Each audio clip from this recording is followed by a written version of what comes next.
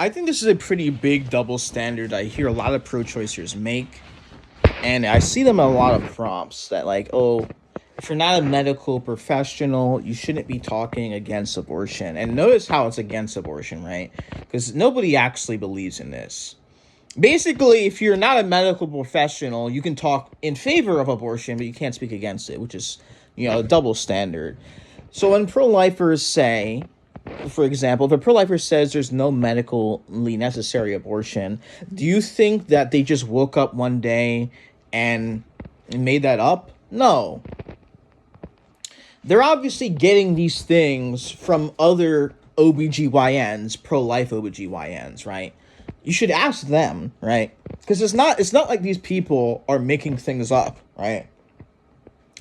They're just restating and reaffirming something which is something that already is pre-existing. They did not come up with this. So like when a pro-lifer says there's no medically necessary abortion, right? They're defining abortion in a very specific way, and these treatments are not necessary. I could go more into depth about it, but I'm not going to do it in this video, right?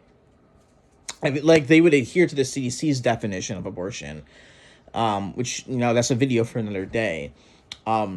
But it's not like they're just making it. It's not like they woke up one day. Oh, there's no medically necessary abortion. They didn't make that up. It's like there's obviously pro-life OBGYNs who work in the field and who do the same thing, right? Like KD, the abolitionist, is not an OBGYN, but she's very educated in the field, and there's other like medical professionals, while not necessarily OBGYNs, but there's other medical professionals in the field who know what they're talking about. And that's where the pro-lifers get this from. They get this information from them, right? They're just repeating what they've heard, which is the same thing that a lot of pro-choicers do, right? And this is a double standard. If you want to really, why is this only applied to medicine? Why is it only applied to health and healthcare? Why don't we apply this principle to anything else, right? If you are not an economics major and stuff like that, a person who study economics, why do you have an opinion on capitalism versus socialism? Now, I'm not an expert in any of these theories of capitalism and socialism. I think that's an interesting conversation to listen to so I can learn more, because I know basically nothing about these systems. But capitalism and socialism, not only as economic systems, but also as philosophies, right?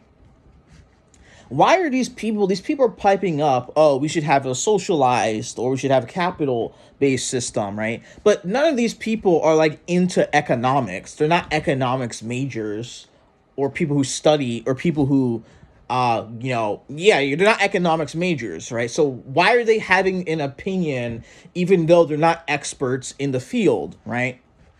Let's go back to abortion, right? People always bring up, Roe v. Wade and Dobbs v. Jackson. And I'm not saying myself, I know all the details. I'm not going to say anything. I'm not the one here making any claims, right?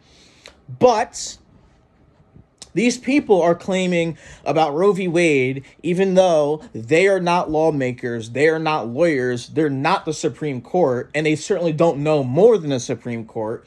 I doubt that these people, the average person, understands whether pro-life or pro-choice, but I doubt the average person knows. And I'm not saying I myself know, but I doubt that the average person knows how Roe v. Wade was even decided in the first place, how Dobbs v. Jackson overturned Roe v. Wade, right? But notice how all the pro-choicers, they have an opinion on that. Even though they're not the Supreme Court, they're not lawmakers, they're not lawyers, but they have an opinion. The whole point is a double standard.